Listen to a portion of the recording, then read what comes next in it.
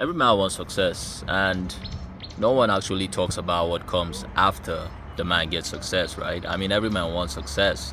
It's very obvious, but most people aren't prepared for what's to come after you gain that which you have been pursuing for a very long time, because success doesn't just elevate you, it exposes you. And that is why I think women are like the final boss to every man's success destination. On your journey to success, you're always like climbing this ladder, and with each horizon comes a new stepping stone or a new hurdle that you need to scale over, right? So at the end of it all, I think what the universe does is to just send you women like, hey, here's some bad bitches, bruh. Let's see how it handle that. He's been handling finances. He's been doing very great. He's been doing all this and that, and let's see how he handles the baddest creations on the planet. Right? I just think that's like a joke the universe plays just to see who you are. But your tendency of falling depends on two things, actually. I know most people chase success because they actually want freedom to do whatever they want, be wherever they want, and it's actually nice being having all those, or getting to the destination that you plan to go to. But with that comes an open door of temptation in your life.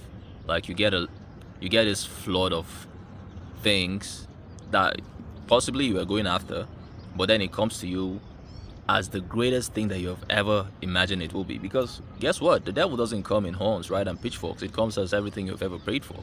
So these temptations come to you, and then if you're not prepared for what you have been working hard for, it could actually be the thing that drags you down at the end of the day. I like to use the Bible as a point of reference because there's a lot of nuggets of wisdom in there. Think of all the greatest men in the Bible who were defeated by, I wouldn't say women, but a lack of control for their desires. Take Samson, for example. That was the strongest man. That was the strongest man to ever live. This guy was killing armies. He even killed a lion with his bare hands. That was the length of description that the Bible went to tell you how strong of a man he was. But at the end of the day, the strongest man chosen by God was destroyed by a woman. Why? Because he couldn't control his desire. Imagine wanting the female validation more than your purpose. I think that is the symbolism or the meaning of the story of Samson. Wanting validation from what is not your purpose. And that is what's happening in today's society. I mean, look on social media, man. Everybody is posting out there just to gain what? Validated by strangers, using filters, posing with things that they don't even possess. By doing that, you're possibly going against what you should be doing. I've said that in one of my videos. When you know what your purpose is, every other thing you've wanted becomes a byproduct of what your purpose is. So that all the things that you're posting with could actually be a byproduct of everything that your purpose is giving you. Look at David, for example. David was a warrior, a man after God's own heart. He sees Bathsheba, and that was it. He fell. Now, Bathsheba was not the problem. If David had control over his desires, that would have been a different outcome. That would have been a completely different. This is just a story about how your lack of control over yourself could be your downfall. That's why I said women are the ultimate final boss of every successful man, because they are going to test you. They are going to test you. Women have made great kings fall, and they will continue to make great men fall in the future. Men who haven't done the self-work, men who haven't done the self-discipline. It's always going to happen. Now, David was far from a weak man. I mean, in the battlefield, he was a conqueror, a warrior. He fought many battles and won all of them. He defeated the greatest enemy of the Jews in Goliath. Could you imagine that? At a very young age, this was a man after God's own heart who didn't have control over his own desires, and he was punished for it. I guess like father like son. Look at his son Solomon. The same thing goes for Solomon, bro. Man had different holes in area codes, bro. Maybe there's a lesson. The wisest man in the Bible had holes in different area codes, bro. Maybe there's a lesson in that. I don't know. I'm just saying, man. I'm just saying. So the wisest man to ever live built a kingdom of peace and wealth. He even built the temple, controlled demons with a ring on his finger. Could you imagine controlling every demon to ever live on to ever walk the face of the planet. You have that much power. You are the wisest man on earth. Yet it was your lust that killed you, that destroyed you. That is crazy. Multiple women led him astray. Now, the women are not the problem, like I've said. It's always down to you to be able to control yourself as a man. It is your ability to attain self-control that is going to determine if you succeed or fail the test of the final boss, which are the women. I've always talked about conquering desire in my videos. I've always talked about how your lack of self-control will lead to your downfall, and how some successful men actually prey to their own lack of self-control.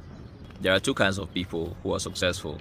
There are those who inherited wealth, and there are those who built wealth. Now, which among those two people do you think is going to be the most successful long term? Is it the one who inherited the wealth, or is it the one who built it by himself? Because building supersedes receiving. When you build, there is a kind of discipline that is being integrated in you in the process. It's earned, it's not given, right? There's the demon, I've forgotten her name. Is it Gremory? I think that's what she represents. She gives you everything you want at no cost.